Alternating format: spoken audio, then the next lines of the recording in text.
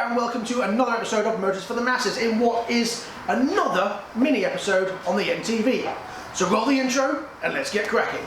Crack!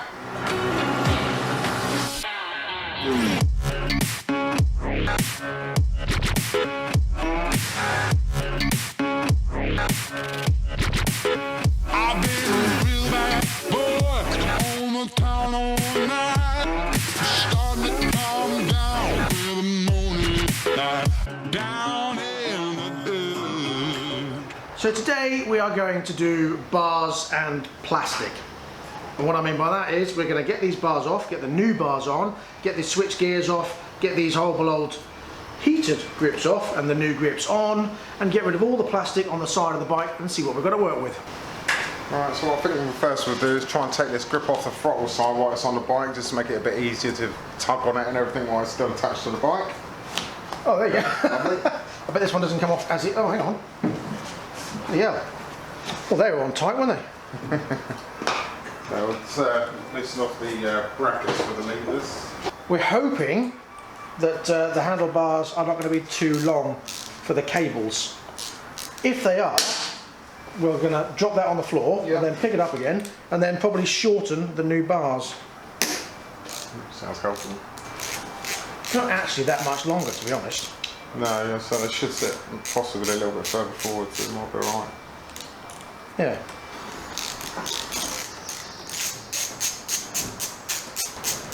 If this tank gets scratched and dented, it actually doesn't really make a lot of difference.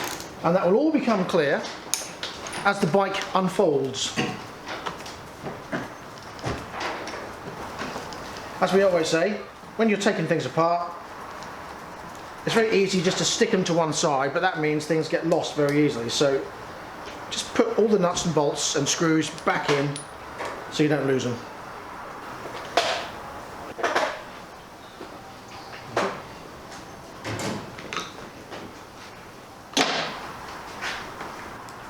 Sometimes easy there, you release the bars and then just slide off in.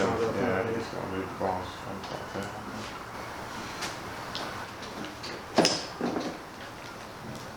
Slide off there. I'm going to take the cable off.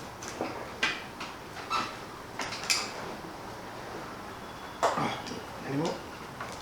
One thing we've got on here is obviously holes in the handlebars for the locating pins on the switch gears.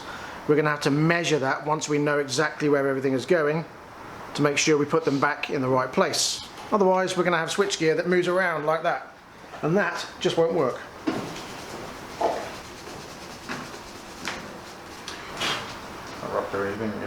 I think so. On first glance, I don't think they look that long. They look alright. Yeah. So these are slightly too long by about that much. What's that? 10, 12 mil? So we've measured just to make sure that when it goes on the left hand turn and the right hand turn, it isn't going to stretch the cables. So when you do put handlebars on and you change your handlebars, just make sure that you turn full lock both ways to make sure it's not going to stretch all the cables. So we have to take that much off, like so, on each end, and then we're good to go. And then we can measure up where our hole needs to be able to locate the switchgear.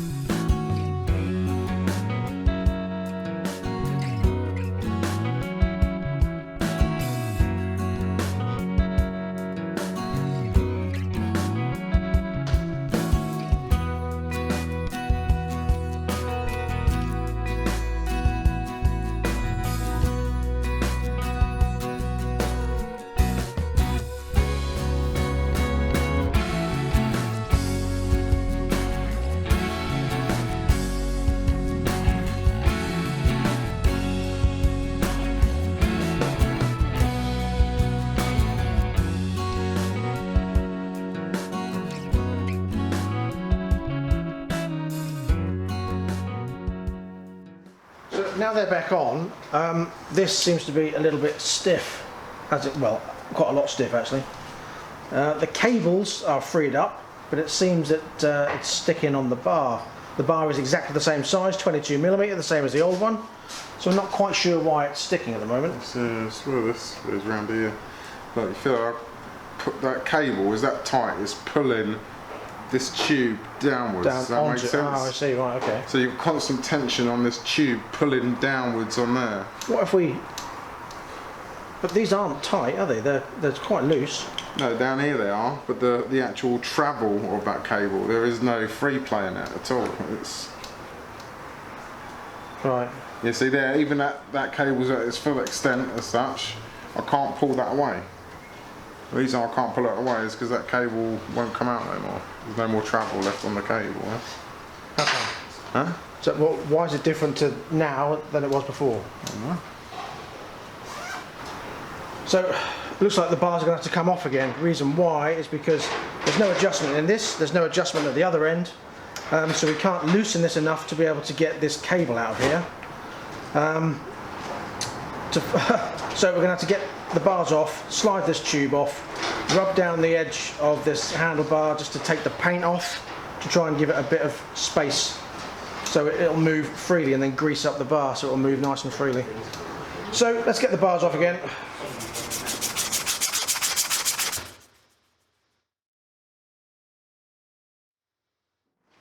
So as usual when you're doing projects, nothing ever goes to plan straight away. It's shaved and greased up.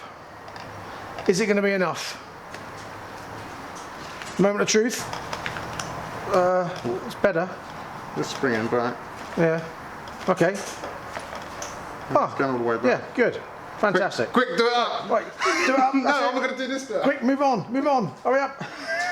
Let's do this up quick. Right, So, now that's on, it's time to put the grips on. A bit of brake cleaner on that, I think. You've got it on there.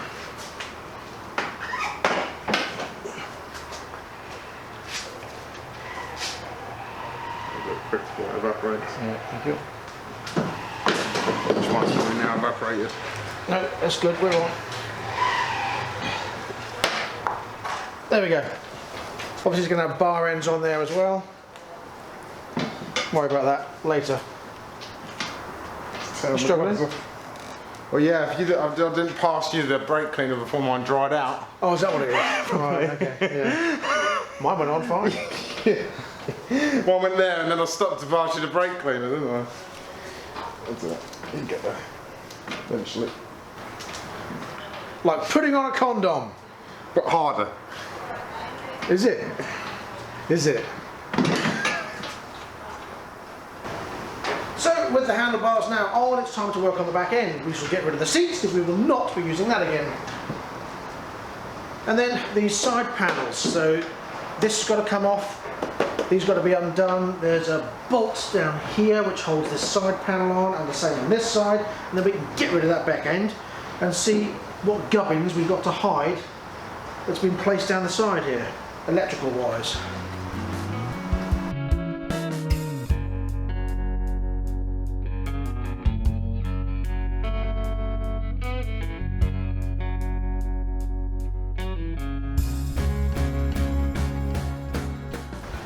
Okay, so as you can see, there's a lot of wires and crap that's down the side here, and this needs to be clean.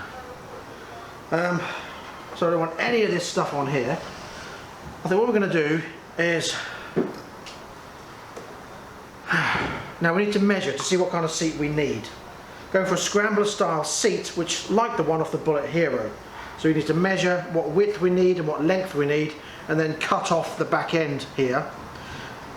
This inner arch is going to disappear, or this wheel arch mudguard thing is going to disappear, and then we'll put a metal plate along the bottom, so all this can go on the metal plate but under the seat.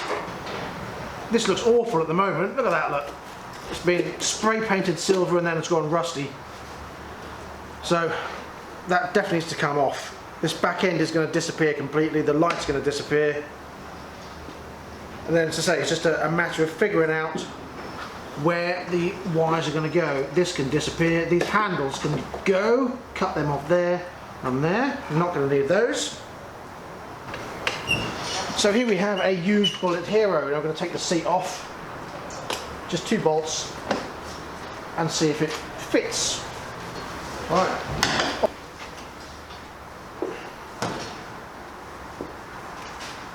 That looks alright actually. The only thing you've got is this gap here. I don't know how we're going to get around that. Yeah. You have a rubber block stuck on that, kind of that sort of shape. Yeah. Put a rubber block there. Yeah, could do, yeah. Stuck on rubber block just to fill it out a bit. Yeah. Well, so what I see the only problem we're going to have using this seat, because how short it is the subframe is actually welded rather than being bolted. Yeah. So you can't really change, Well, you know, that really. And obviously we're going to cut it off quite short here from before it gets welded. but there's going to be enough flex in this, so if it was cut here and here, you could bend it up and then weld it back on. Possibly. If not, you just weld a brace across. You know, or put a bit of metal in between. Yeah. And just weld it in. The thing is, because of the shape of the seat, it ideally needs a hoop on the back. Yeah. So if we were to put a hoop on here, that needs to start back here, Yeah. right back here, and then the hoop. Which means this is going to have to be cut here, right where that handle is, and then pushed up. That's not going to work. No, like I say, all you can do I don't want to mess about with the rigidity. is cut it and then brace it between them. You know, put a little bit of metal to weld in between to brace it together, Right. and then weld your hoop to the top. Yeah, Is that going to be strong enough? yeah, it was only taking your weight, not possibly Is it someone going to be strong enough? Well, I am 16 stone. Yeah. Well, this is no different, is it? It's all you're doing is moving this point further down. So, if anything, it should be stronger because the longer you get the weight away from the point of Fair point. pivoting, the more pressure is on it. So Okay, so if we're going to use this seat, it's going to have to be. Yeah, it's going to have to be cut here, a hoop on it, cut here, and then this pushed up, or as you say, just brace it between the two. Yeah. And then if we do another brace that way, Yeah, I mean, you can make a little trellis thing out Yeah. of it if you really wanted to strengthen it. It all depends Yeah. on the look. is that supposed to be that stretched? What? That. Yeah, that's what someone's put on there. Yeah, I mean, if it was mine, I'd rather put the brace in, because if you're going to cut it and then try and bend that up to this piece, all you're doing is putting extra stress on this weld. Yeah, no, I'm fine with that. I'm fine with putting a brace in there, but we need to put another Yeah, you can put brace one halfway forward down. there You as can well. put one Yeah. halfway down or something. Because, like we said before, with that panel on, Probably finishes whereabout we want to modify it, really, so you can keep that panel in place. well, Really. yes and no. I don't want it to be that stark like that. Oh, Well, yes. no, you just make something else to finish it off. No, with. even better, even better. Leave it as it is, put an oval on there for the number plate, and then that'll cover half that up. And then you won't see the end of this. Because all you'll see come out of here is pretty much the hoop coming around. Yeah, and then we just have an oval on here to cover that for the number plate. What do you reckon? No idea. What do you think, internet people? So the plan, by the looks of it, is to cut here, put a hoop on, cut here, brace it, another brace that way, put these panels on, and then put a number plate on there to cover up the join. Let us know in the comments below. So before we do any cutting, we've just got to strip all this lot off first, so that's what we'll do.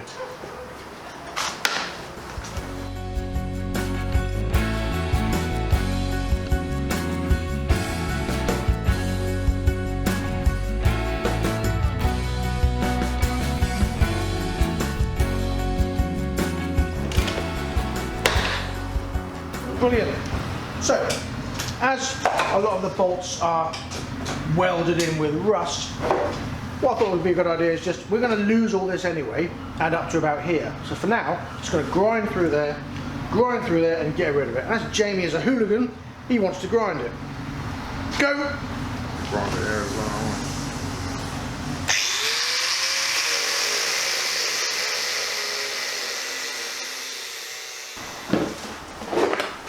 There you go. Fantastic. Looks better already. Woohoo! I think you'll find there's a nut on the back of that. It's different, no?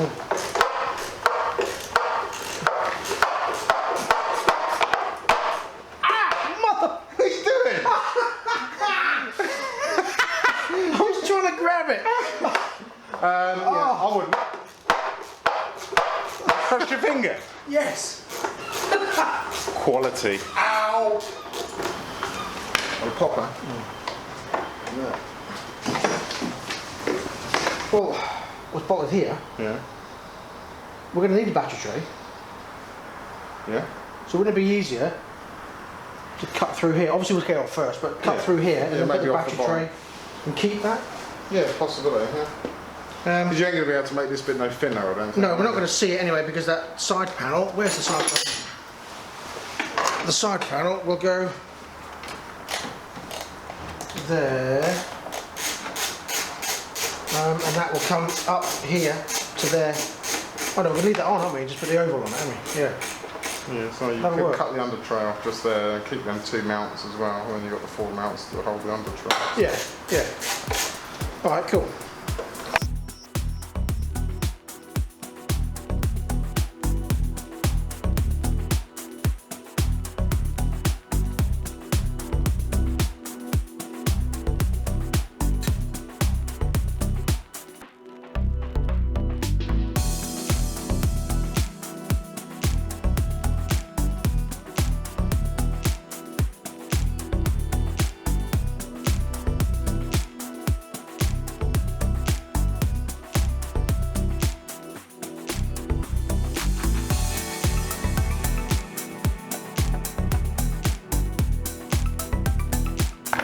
Yay! Bye!